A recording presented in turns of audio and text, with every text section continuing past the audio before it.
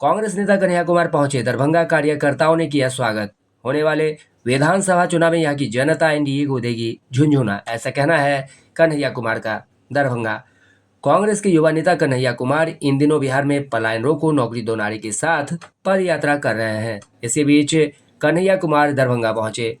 बिहार विधानसभा चुनाव को लेकर कन्हैया कुमार की यह पद यात्रा खास मानी जा रही है। सोमवार को कांग्रेस नेता कन्हैया कुमार की पद यात्रा दरभंगा पहुंची, जहां उन्होंने युवाओं से संवाद किया और साथ ही मीडिया से भी बातचीत की। शहर में पद यात्रा के दौरान जगह जगह लोगों ने मिथिला की परंपरा के अनुसार पाग चादर और फूलों की माला से उनका स्वागत किया।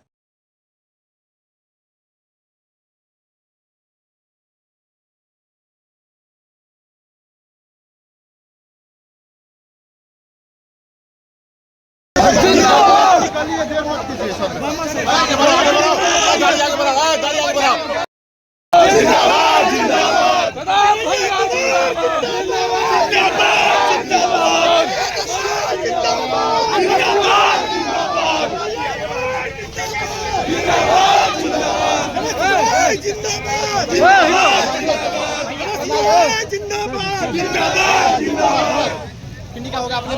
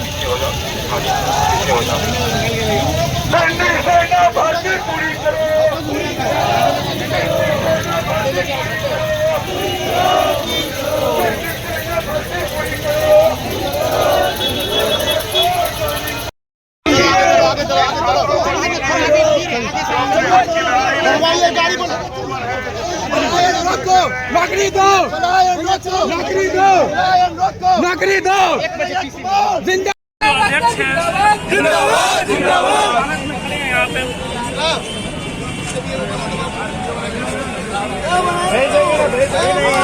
धरती पर कन्हैया कुमार का हार्दिक अभिनंदन है और स्वागत है।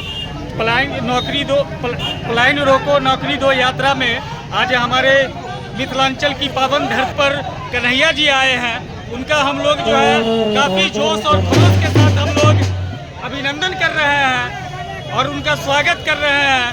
और इससे आज कांग्रेस पार्टी जो है मजबूत होगी और आने वाले विधानसभा में पार्टी जो है मजबूत स्थिति में रहेगी। क्या मैसेज देना चाहते हैं आप? दूर से खासकर गौराबोरम विधानसभा को आप ये करते हैं, क्या कहेंगे? आज जो है ना पूरा गौराबोरम विधानसभा से हमारे सारे कार्यकर्ता आए हैं और यहाँ पर लोग स्वागत रहे हैं और हम लोग यात्रा में शामिल और यात्रा में चल भी रहे हैं। कितने लोग हैं वहाँ से? हम लोग करीब 500 आदमी से लोग आए हैं और हम लोग पूरा दरभंगा में यात्रा करेंगे और हम पूरी के का काम करेंगे ताकि इसका असर जो है विधानसभा में ये यात्रा जो है ना पूरे दरभंगा से मधुबनी से जो है सुपौल मधेपुरा पूर्णिया हो तमन्ना नेता बिहार प्रदेश कांग्रेस कमेटी सपुर विधायक प्रत्याशी नासिक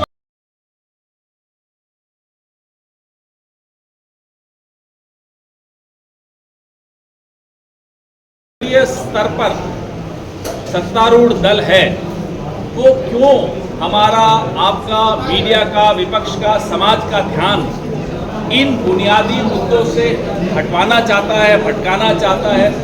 क्योंकि वो अपनी विफलता को ढकना चाहता है और विफलता को ढकने के लिए समाज में विवाद पैदा करना चाहता है। जितना समाज में विवाद होगा उतना नौकरी की बात नहीं होगी, पलायन की बात नहीं होगी, धंधे और व्यापार की बात नहीं होगी। जैसा अभी राम मोहन झा साहब ने जो मुद्दा उठाया, वित्त सहित चाहते हैं ना, ये वित्त रहित तो है, हम तो वित्त सहित की मांग कर रहे हैं। तो ये सारे मुद्दों से ध्यान हट जाए बिहार के लोगों का, देश के लोगों का। ये वो षड्यंत्र चल रहा है पिछले 10-11 साल से, खास तौर पे ये षड्यंत्र बहुत तेजी से चलाया जा रहा है। तो ऐसे में समाज के और राजनीति के विमर्श को कैसे बदलें, नैरेटिव को कैसे बदलें, ताकि वो मुद्दे पटल पर आए, सबके सामने आए और हमारे आपके जहन में न रह जाएं। मुद्दे वो चुनाव के भी बने। वो कौन से मुद्दे हैं?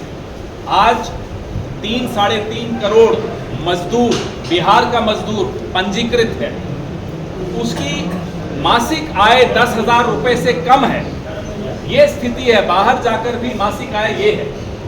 और जिस बिहार ने पूरे देश को दिशा दिखाई, आज उस बिहार का नौजवान संघर्ष कर रहा हो, उसकी आवाज तक राजनीतिक दल न उठाएं, ये उसके साथ दोहरी मार है, दोहरा अन्याय है।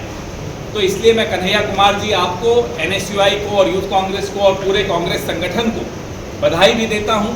आपकी राह आसान नहीं है, कठिन रहा है। पसीना जहां आप बहा रहे हो, बिहार उस पसीने की कीमत आपको जरूर देगा, कांग्रेस को देगा। और तमाम राजनीतिक दलों को आप मजबूर करेंगे कि उन्हें इस चुनाव से पहले अपनी नीति स्पष्ट करनी पड़ेगी। बिहार के नौजवान के लिए उनकी नीति क्या है, बिहार के मजदूर के लिए उनकी नीति क्या है, बिहार के विद्यार्थियों के लिए उनकी नीति क्या है। कल जब हम यहाँ उतरे पटना हवाई अड्डे पर, तो न्यूज़ फ्लैश आ रहा था कि असम में 11वीं कक्षा का पेपर लीक हो गया और 11वीं कक्षा का एग्ज़ाम कैंसिल हो गया। बिहार में ये अक्सर हो रहा है, बार बार पेपर लीक होना, बार बार कैंसिलेशंस होना। माता पिता कर्जा लेकर कोचिंग दिलवाएं और उसके बाद नौकरी तो छोड़ दीजिए, नौकरी की भर्ती की जो प्रक्रिया है वो ही कैंसिल हो जाए, तब तक उसकी उम्र निकल जाती है। और ये समस्या बिहार में बहुत ज़्यादा देखने को मिलती है। जहाँ जहाँ पाँव पड़े उनके, जो गुजरात से आए हैं, गुजरात में 5 साल में 32 पेपर लीक हुए हैं, कैंसिलेशंस हुई। जब वो यहाँ आ गए, सरकार का हिस्सा बन गए, देखिए बिहार की क्या हालत हुई, नौजवान की क्या हालत हुई, विद्यार्थियों की क्या हालत हुई। इसलिए ये, और मैं बड़ा खुश हूँ ये जानकर, मुझे आज ही मालूम पड़ा कि रोज एक स्थानीय मुद्दा आप उठाते हैं। चुनाव जब कोई लड़ने आए आपके पास, वोट मांगने आए आपके पास, या टिकट मांगने आए हमारे पास, तो क्या वो स्थानीय मुद्दों की जानकारी रखता है, का ज्ञान रखता है, उसका समाधान के बारे में उसने क्या सोचा है? ये सब एज अ वोटर आपको भी जानना ज़रूरी है, एज अ पार्टी हमें जानना ज़रूरी है, और एज अ मीडिया हम सबको सीधा रखना की जिम्मेदारी आपकी। इसलिए मैं फिर से, क्योंकि ये सब थक कर आए हैं, आप लोग भी गर्मी में बड़ी दूर से आए हैं, ज़्यादा लंबी बात नहीं रखूँगा, लेकिन राजनीति इन्हीं मुद्दों पर होनी चाहिए। हमने कहा कि अगर थाली बजाने से कोरोना भाग जाता है, महामारी भाग जाती है, तो बेकारी भी तो एक महामारी है, थाली बजाने से भाग जाएगी। शाम तक थाली पीटते रहे, बेकारी भागी नहीं, क्योंकि थाली बजाने से कोरोना भी नहीं भागा।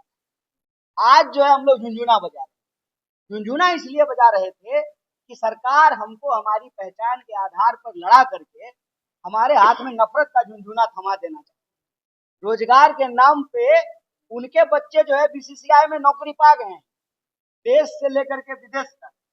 हमारे बच्चों को नौकरियां नहीं मिल रही, तो उनको झुंझुना बजा के बता रहे हैं कि वोट तो हम ही देते हैं, तभी तो प्रधानमंत्री, गृह मंत्री और मुख्यमंत्री बनते हैं।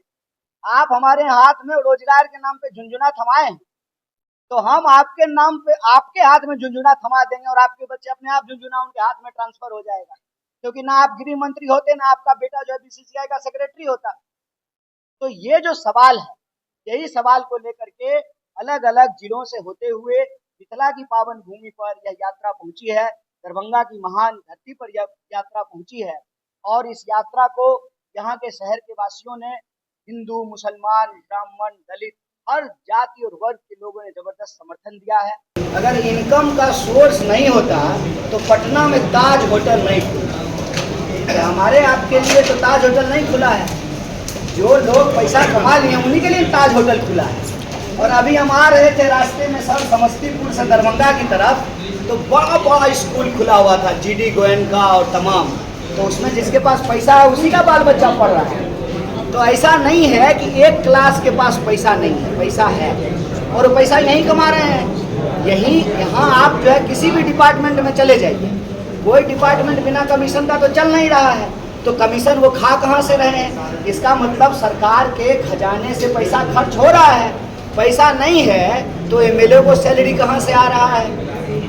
MLA को सैलरी आ रहा है ना, MLA के लिए घर बन रहा है ना, मुख्यमंत्री के लिए घर बन रहा है ना, जो बड़े बड़े कार्यक्रम होते हैं सरकारी, उसमें पैसा खर्च हो रहा है ना। ये प्राथमिकता का सवाल है सर, और प्राथमिकता का सवाल है, और प्राथमिकता जहाँ है वहाँ पैसा खर्च हो रहा है। हम आपको याद दिला देते हैं, अभी हमारी यात्रा ढाका से होकर के दरभंगा आई है। ढाका में भारतमाला प्रोजेक्ट बन रहा है। भारतमाला प्रोजेक्ट क्यों बन रहा है, किसके लिए बन रहा है? बिहार में जब कुछ है ही नहीं तो रोड क्यों बन रहा है? बिहार में है, बिहार में वो है जिसके लिए दुनिया तरसने वाली है।